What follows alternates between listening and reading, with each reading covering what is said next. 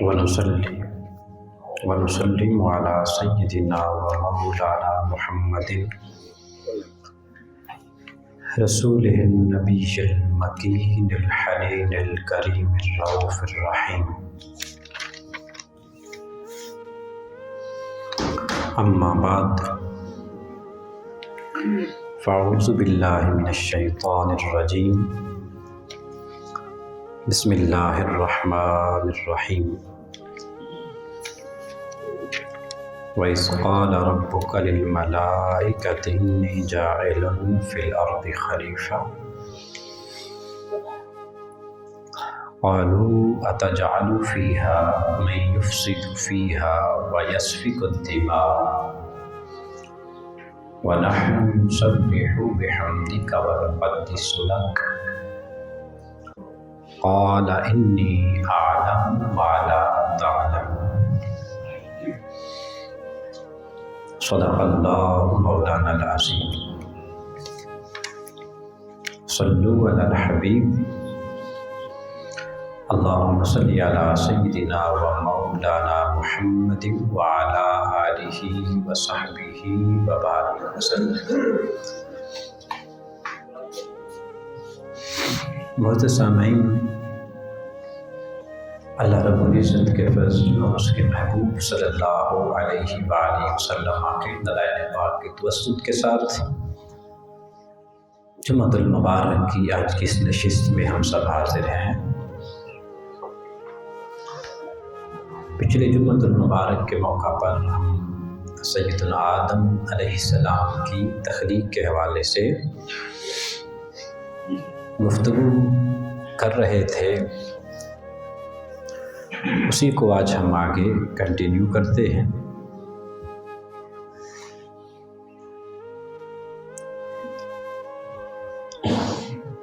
آدم علیہ السلام کی ذات گرامی کا جسم مبارک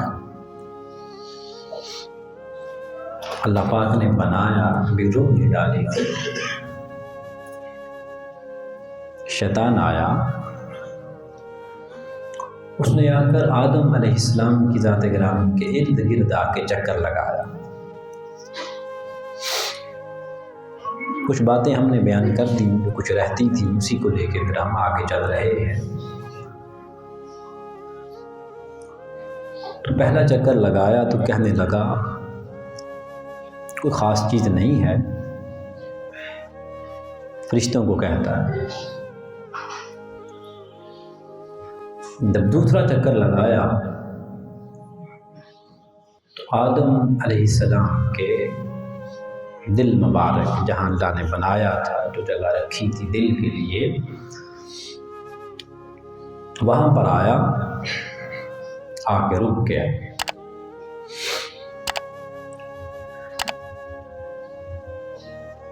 پھر رونے لگا. فرشتوں نے کہا اب کیا ہوا؟ کہنے لگا یہ جو اس کے اندر ایک دل ہے نا، دل ہے تو پھر درد آئے گا. اس وجہ سے یہ جو آدم ہے، یہ جو انسان ہے، جو بشری جسم بن رہا ہے، یہ ہم سے افضل ہو جائے گا. پھر اس بدبخت نے غصے میں آ کر آدم علیہ السلام کی ذات گرامی پر تھوکا. اللہ پاک نے جبرائیل امین کو حکم دیا کہ ایسا کر کہ جہاں ابلیس نے تھوکا ہے وہ اتنے حصے کی مٹی نکال اور اس کا کتا بنا دے. تو جو کتا بنا ہے یہ آدم علیہ السلام کی وہ جو ناف وار جس کو بیلی بٹن بھی کہتے ہیں، اس سے کتا بنا. اب اس سے آپ اندازہ آسانی سے لگا سکتے ہیں کہ کتا اتنا ایکٹیو کیوں ہے. اس میں ابلیس کی تھوک ہے، اور اس میں وفا اتنی کیوں ہے؟ اس وجہ سے کہ یہ آدم علیہ السلام کی مٹی سے بنا، سو بھی رہا ہو، اب پاس سے گزریں وہ فوری طور پہ اٹھ جاتا۔ ابلیس کی مٹی کا، اس ابلیس کی تھوک کا اثر ہے۔ وفا اس لیے ہے کہ آدم کی مٹی میں ہے، مٹی سے بنا، اور پھر انسان کے ساتھ وفا اس کی بہت ہی زیادہ۔ کیوں؟ انسانی مٹی سے یہ بنا ہے۔ مالک اسے روٹی دے یا نہ دے، مالک کو دیکھ کر اس کے قدموں میں آ گیا۔ تو کتا جس مٹی سے بنا، وہ آدم کی مٹی، اس کے اندر اتنی وفا آ جائے، انسان تو اپنے آپ پہ غور کیوں نہیں کرتا؟ یہ ہم نے بھی تو غور کرنا ہے کہ ہمارے اندر بھی تو وفا ہو، اپنے ماں باپ کے ساتھ ہو، اپنے مسلم معاشرے کے ساتھ ہو، اپنے ملک کے ساتھ ہو، اپنے خاندان کے ساتھ ہو، اپنے دین کے ساتھ ہو، اپنے نبی کے ساتھ ہو، اور پھر سب سے بڑھ کر وفا اللہ رب العزت کی ذات کے ساتھ۔ ہم بھولے بیٹھے ہیں اپنے آپ کو۔ برکف اس سے اگلے جو چیزیں تھیں وہ ہم نے کافی حد تک بیان کر دی تھیں کہ آدم علیہ السلام کی ذات گرامی کو اللہ پاک نے ہر طرح کا علم عطا کر دیا، حتیٰ کہ تمام انسانوں کو، تمام چرند کو، تمام پرند کو، حشرات کو، حیوانات کو، جتنی ٹیکنالوجی تھی، جو کچھ بھی آگے آنا تھا تا قیامت، سب کچھ اللہ نے سامنے کر دیا۔ اس کے بعد پھر اب جو چیز ہم نے چھوڑی تھی، ایک رہ گئی تھی، اس کو ذرا دیکھیے، اس کے بعد پھر آگے چلتے ہیں کہ اللہ پاک نے جب علم دے دیا آپ کی روح مبارکہ کو، پھر روح مبارکہ جسم کے اندر پھونکی گئی، وہ سارا پھر آگے بیان کر چکے ہم، کیا پہلے الفاظ آپ نے بیان کیے تھے۔ اس کے بعد پھر آگے آپ دیکھیں کہ علم دے دیا تھا، فرشتوں سے پوچھ بھی لیا تھا بھی بتاؤ یہ کیا ہے، یہ کیا ہے۔ انہوں نے کہا کہ باری تعالیٰ تیری ذات پاک ہے۔ قالوا سبحانک لا علم لنا الا ما علمتنا انک انت العلیم الحکیم، کہ باری تعالیٰ ہم اس سے زیادہ کچھ نہیں جانتے جتنا تو نے ہمیں دیا ہے۔ ابھی تک یہاں پر بھی آ کے فرشتوں کو یہ نہیں کہا تھا بھی آدم کی بارگاہ میں سجدے میں جھک جاؤ، علم تو دے دیا تھا، رب کہہ دیتا، دے دیا بھی سارا علم۔ یہاں ایک اور چیز ہمیں بتانی تھی، پھر وہ سارا واقعہ لفظ بے لفظ 25 مقامات پر آدم علیہ السلام کی ذات گرامی کا اللہ نے اپنے کلام کے اندر ذکر فرمایا، پھر بار بار ان چیزوں کو مالک نے ریپیٹ کیا، بار بار بتایا، آدم نے یہ کیا، آدم کے ساتھ یہ ہوا۔ ابھی سجدہ نہیں کروایا، علم سارا دے دیا، اٹھ گئے، بات چیت ہو گئی تھی۔ فرشتوں کو رب کہہ دیتا کہ علم کی وجہ سے میں نے آدم کو تم پر فوقیت دی، تو فرشتوں نے کون سا آگے سے انکار کر دینا؟ یاد رکھ لیں، جیسے دنیا میں علم بغیر پریکٹیکل کے بیکار ہو جاتا۔ علم آپ پڑھیں، اس پہ عمل پیرا نہ ہو، اس کی آگے آپ اشاعت نہ کریں، وہ علم بیکار ہو جاتا ہے، ضائع ہو جاتا ہے۔ ایسے ہی آدم علیہ السلام کی ذات گرامی کو جب اللہ پاک نے سارا علم دیا، پھر اس مالک نے یہ پریکٹیکل کروایا، دنیا کو آگے بتانا تھا، سمجھانا تھا کہ میرے بندو غور کرو۔ اب آدم کو کہا جا رہا ہے قال یا آدم انبئہم باسمائہم، فلما انبأہم باسمائہم قال الم قل لکم انی اعلم غیب السماوات والارض واعلم ما تبدون وما کنتم تکتمون۔ پریکٹیکل ہو رہا. اب آدم اب آپ بتاؤ، پہلے سکھایا، پہلے سارا علم سکھایا، سکھانے کے بعد پھر آگے پریکٹیکل فرشتوں کے سامنے کروایا، اور ہمیں یہ درس دیا اب علم پڑھ تو لو اور عمل نہ کرو، اس پر پریکٹیکل نہ کرو، وہ ضائع ہو جاتا.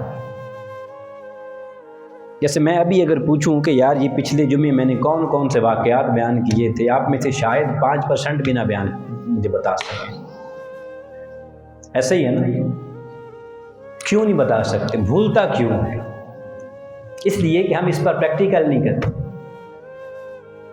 ہم اپنے گھر جا کے نہ اپنے بچوں کو بتاتے ہیں، تو شاید ہمیں ویسے شرم آتی ہے کہ یہ ایک مذہبی باتیں، دینی باتیں اپنے بچوں کو جا کے بتائے گا، یا ہم نے گھر کا ماحول ایسا بنا رکھا ہے کہ ہم سے اس طرح کی بات کو سننا ہی نہیں چاہتا، الا ماشاء اللہ. علم ضائع اس لیے ہوتا ہے، بڑے سارے معاملات ہیں جو ہم نے زندگی میں بار بار وہ مسائل سنے ہوتے ہیں، پتہ ہوتا ہے، بار بار سنے ہوتے ہیں، وہ بھولتے اس لیے ہیں، ضائع اس لیے ہو جاتے ہیں کہ ہم پریکٹیکل کرنا نہیں چاہتے. نبی صلی اللہ علیہ وسلم نے اپنے آخری خطبہ میں فرمایا تھا بلغوا انی ولو آیہ، فرمایا اگر تم تک کوئی ایک آیت بھی پہنچے، ایک چیز بھی پہنچے، تو تم سب پر لازم ہے اسے آگے پہنچایا. پھر یاد رکھیں، اب جب آپ علم کو کسی دوسرے تک پہنچائیں گے، عمل آہستہ آہستہ خود بخود آنا شروع ہو جاتا ہے، آٹومیٹکلی آنا شروع ہو جاتا ہے. کچھ نہ کچھ انسان خود بخود شرم محسوس ہونا شروع ہو جاتی ہے. چوکیدار کو لے لیں، ابھی تو خیر وہ ایسا زمانہ ختم ہو گیا. ہمارے گاؤں میں جب کبھی چوریاں بڑھ جاتی، ڈاکہ زیادہ بڑھ جاتا، تو وہاں پر پھر یہ ہوئی، اس طرح کے معاملے ہوا کرتے تھے. بھی وہ گاؤں کی ایک پنچایت بیٹھتی، اس میں پھر لوگوں کے آگے نام لکھے جاتے، آج فلاں گھر کے 1-2 فرد ہوں گے، 1-2 فلاں کے ہوں گے، وہ ڈیوٹی دیں گے، پہرا دیں گے. پھر جب وہ پہرا دیتے، ان کے ہاتھوں میں وہ ڈنڈے ہوتے، کلہاڑیاں ہوتی، جو بھی ہوتا، وہ گاؤں کا ارد گرد چکر لگاتے، اور ساتھ وہ کہہ رہے ہوتے تھے جاگ بھائی جاگ. ہمارے علاقے میں اونچی اونچی آواز میں آوازیں دیتے. اب یہ جاگ بھائی جاگ یہ کہنا وہ کس کو کہہ رہا ہوتا؟ وہ جو گھر والے ہیں، اگر اس نے انہی کو ہی کہنا ہے تو آگے آ کے کہیں گے یار اگر ہم نہیں جاگنا تو پھر آپ کے جاگنے کا فائدہ، تمہارا ڈیوٹی دینے کا مقصد. دراصل وہ جاگ بھائی جاگ یہ کہہ کر اپنے آپ کو جگا رہے ہوتے یا اگلے بندے کو تنبیہ کر رہے ہوتے. ایسے یاد رکھیں، اگر آپ اس سے لیں کہ وہ اگلے بندے کو تنبیہ کر رہے ہیں، چور کو، ڈاکو کو، تو یاد رکھیں ایسے جب علم آپ بار بار ریپیٹ کرتے جائیں گے تو جو بدعقیدہ شخص ہوگا، بدعقیدہ جس کا عقیدہ اچھا نہیں ہوگا، شیطان کا پیروکار ہوگا، آپ کے دین میں فتنہ ڈالنا چاہتا ہوگا، جب آپ اپنے علم کو اپنے بچوں کے سامنے، کسی اور کے سامنے ریپیٹ کرتے رہیں گے، اسے بھی ہمت نہیں ہوگی کہ آپ کو آ کے بہلا سکے. اگر فقط آپ اپنے آپ کے لیے کہہ رہے ہیں، اپنی یاد آنے کے لیے، آپ نے بھی اپنے آپ انسان میں آتا ہے، لوگ کیا کہیں گے؟ ہمیں کہتا ہے اور خود عمل نہیں کرتا، تو کچھ نہ کچھ اس کا اثر ملنا شروع ہو جاتا ہے. آگے چلیے جی، اللہ پاک نے آگے فرمایا، اس کے بعد پھر فرمایا اللہ پاک نے وَإِذْ قُلْنَا لِلْمَلَائِكَةِ اسْجُدُوا لِآدَمَ. اب آدم علیہ السلام کی ذات گرامی نے سجدہ کر لیا ہے، اس نے علم جو ہم نے دیا تھا اس کا اس نے پریکٹیکل کر لیا ہے، تمہارے سامنے آ گیا ہے، اب تم کیا کرو؟ فَسَجَدُوا، تم سجدہ کرو. سب نے سجدہ کر دیا الا ابلیس، اس نے کہا جی میں سجدہ نہیں کرتا، میں سجدہ نہیں کرتا۔ دوسرے مقام پر اللہ پاک نے یہاں پر صرف اتنی بات بتائی اور آگے فرمایا ابا واستکبر وکان من الکافرین، اس نے غرور کیا، تکبر کیا اور کافرین میں سے ہو گیا۔ دوسرے مقام پر اللہ پاک نے جو وہاں پہ ارشاد فرمایا تو حکم دیا کہ ہم نے پھر ابلیس سے پوچھا، ابلیس تو نے سجدہ کیوں نہ کیا؟ مہلت دی اسے کہ جواب دے، اس کا مالک کل ہے، اسے پوچھنے کی حاجت نہیں ہے، وہ علام الغیوب ہے، جانتا ہے۔ اس میں بھی اس نے انسان کو سمجھانا تھا، تو جتنا بھی سمجھدار ہو، جتنا بھی پڑھا لکھا ہو، کوئی شخص کسی کے بارے میں تو بات سنے تو جب تک اس کی آگے رائے نہ لے لے، اس کی اپنی بات کے بارے میں ہی، اس کے اپنے عمل کے بارے میں ہی، تو اس کے بارے میں اپنی رائے قائم نہ کر۔ ایسے ہوتا ہے ہمارے ہاں کہ نہیں، ہم ایک بات سنتے ہیں، ایک اخبار میں چھپی ایک ویڈیو ہم نے دیکھی، کچھ دیکھا، ہم گوارا ہی نہیں کرتے اس سے پوچھنا۔ اگر تو ہمارے مائنڈ سیٹ کے وہ مطابق ہے تو واہ واہ، اور اگر ہمارے مائنڈ سیٹ کے وہ مخالف ہے تو بس پھر وہ گیا۔ حکم دیا ایسا ظلم مت کر۔ پوچھا بھی ابلیس بتا کیوں سجدہ نہ کیا؟ اس نے آگے سے عرض کیا کہ باری تعالیٰ انا خیر منہ، اللہ پاک نے فرمایا ابھی تو اس سے کیسے بہتر ہے؟ کہتا کہنے لگا میں اس سے بہتر ہوں۔ پوچھا کیسے بہتر ہے؟ کہنے لگا مجھے تو نے آگ سے بنایا، اسے تو نے مٹی سے بنایا۔ یہاں پہ یاد رکھ لیں، مفسرین نے، ہر مفسر نے یہی لکھا، اس یہاں پر اس نے گستاخی اللہ کی نہیں کی۔ اللہ کو تو وہ پتہ نہیں کب سے سجدے کر رہا تھا، یہاں پہ اس نے گستاخی ایک نبی کی ذات کی تو سب سے پہلے نبی کی گستاخی ابلیس نے کی۔ آج بھی یاد رکھ لیں، جو نبی کی گستاخی کرے، کسی بھی نبی کی، اس کی شان میں ذرا سی بھی بے ادبی کرے، سادہ سی بات ہے، وہ ابلیس کا ہی بھائی ہو سکتا ہے، کوئی انسان نہیں ہو سکتا، مسلمان نہیں ہو سکتا۔ اب ابلیس کیا تھا، اس کے بارے میں اختلاف ہے۔ بعض صحابہ کرام اور بعض ائمہ کرام، ان کا یہ قول ہے کہ ابلیس یہ فرشتوں میں سے تھا۔ بعض کا یہ قول ہے کہ ابلیس فرشتوں میں سے نہیں تھا، وہ جنوں میں سے تھا۔ بر یاد بس ٹائم چونکہ وقت ہمارے پاس کم ہے تو یاد رکھ لیں، جو جس پر اہل سنت کے ہاں فتویٰ ہے وہ یہی ہے کہ ابلیس جن تھا، جنات میں سے تھا، اور وہ زمین پر پہلے جنات آباد تھے، ابھی انسان آباد نہیں تھے، تو یہ زمین میں خون خرابہ بہت کیا کرتے تھے۔ تو اللہ پاک نے ایک فرشتوں کی جماعت کو بھیجا تھا کہ جاؤ، اگر یہ خون خرابے سے باز نہیں آتے تو انہیں قتل کر دو، انہیں مار ڈالو۔ یہاں پھر سوال آتا ہے کہ رب خود چاہتا تو خود نہ مار دیتا؟ اس نے تو کن کہنا ہے نا، قوموں پہ عذاب بھی تو آئے، فرشتوں کو بھیجا جاؤ، بس اس کا دستور ہے، جیسے قوموں پہ عذاب آتے رہے، خود کن نہ کہتا، کبھی آندھی بھیج دیتا، کبھی فرشتوں کو بھیج دیتا، ابھی جا کے پتھر برساؤ، کبھی کچھ کر دیتا۔ ایسے ہی اس نے انہیں بھی سزا دینے کے لیے فرشتوں کو بھیجا۔ اب آگے اس میں دو روایات ہیں کہ ابلیس، بات کے مطابق تو یہ ہے کہ ابلیس شروع سے ہی ایک متقی شخص تھا، اس کا نام اکثر حارث آیا ہے،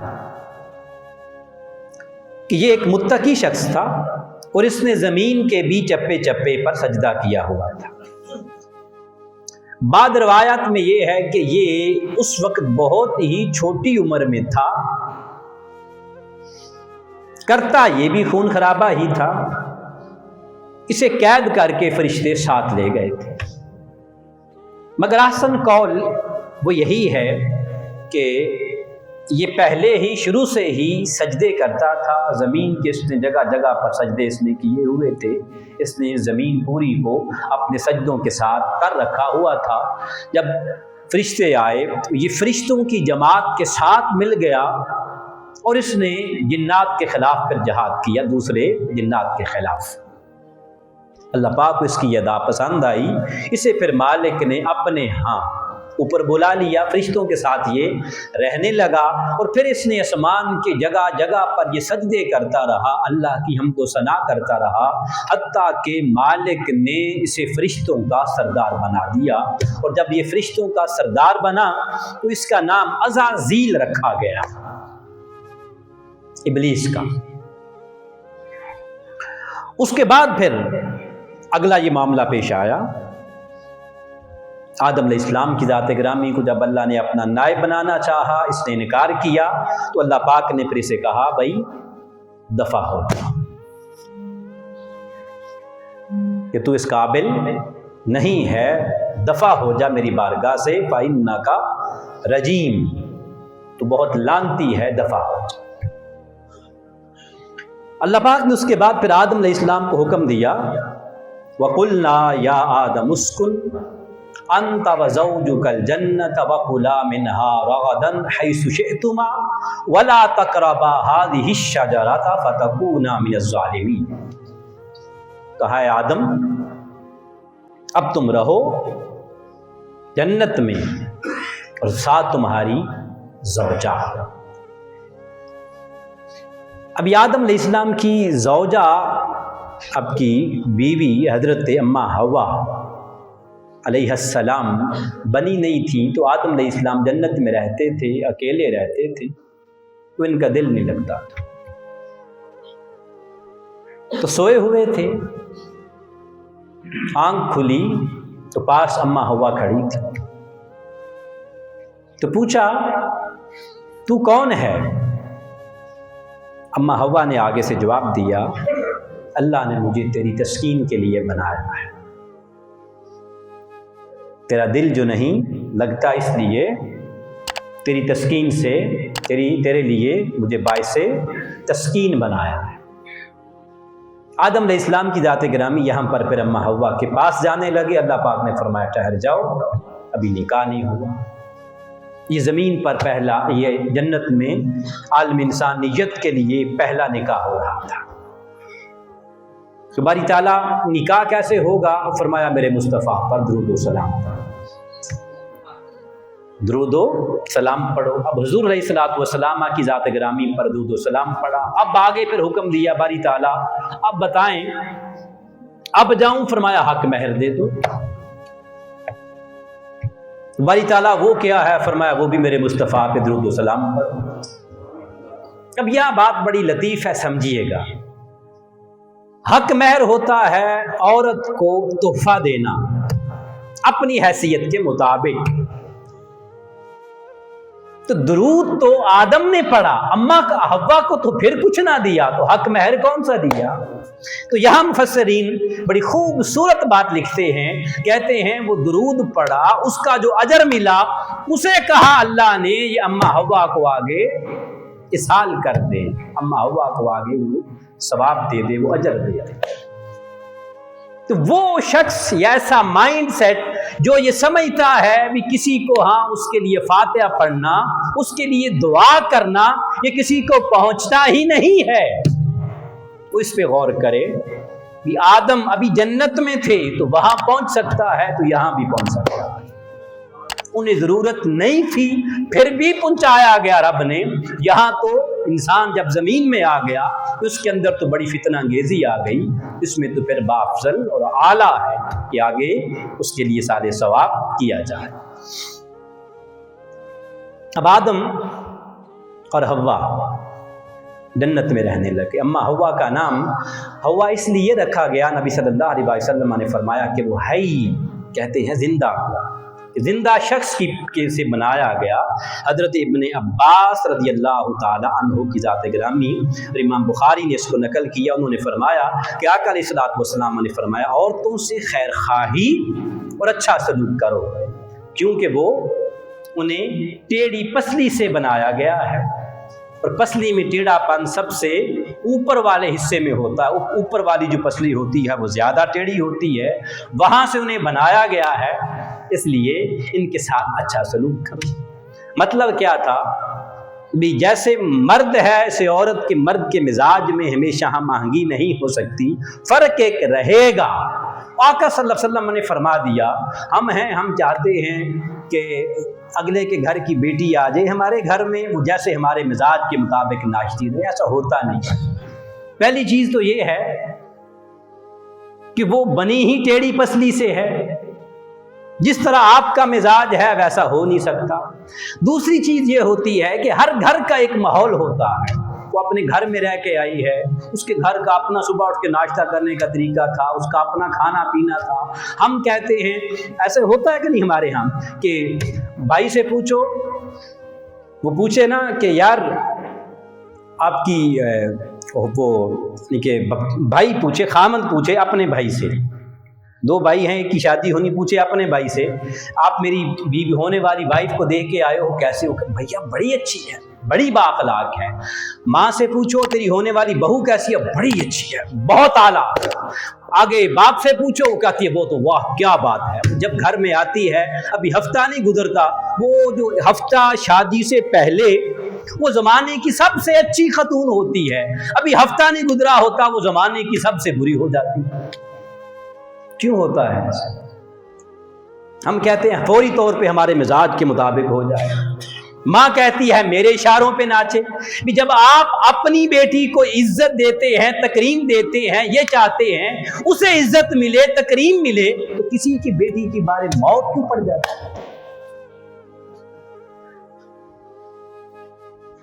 या फिर हमारे यहाँ दूसरा एंगल है, वो जो मिडिल है ना रवैया जो है, जिसको कहा गया है कि म्याना रवि रखो, वो तो हमने छोड़ी ही नहीं। वो जो फिर अगली चीज़ क्या है, या हमारे जो बड़े सेटअप हैं उनके यहाँ तो फिर चलती ही औरत की है, मर्द की तो मुक्कती कोई। औरत को बाजार की जीनत बना दिया गया, उसे हमने गलियों बाजारों की जीनत बना दिया गया।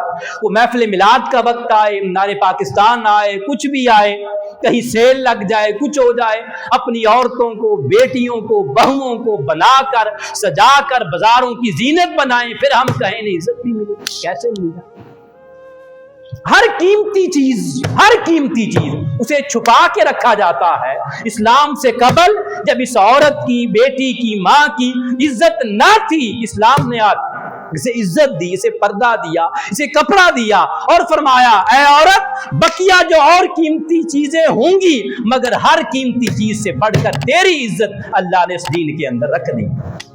इसलिए खामद को कहा घर का देखभाल, घर के खर्चे, सारा कुछ, वो सारा का सारा तेरे जुम्मे है, इसके जुम्मे नहीं है।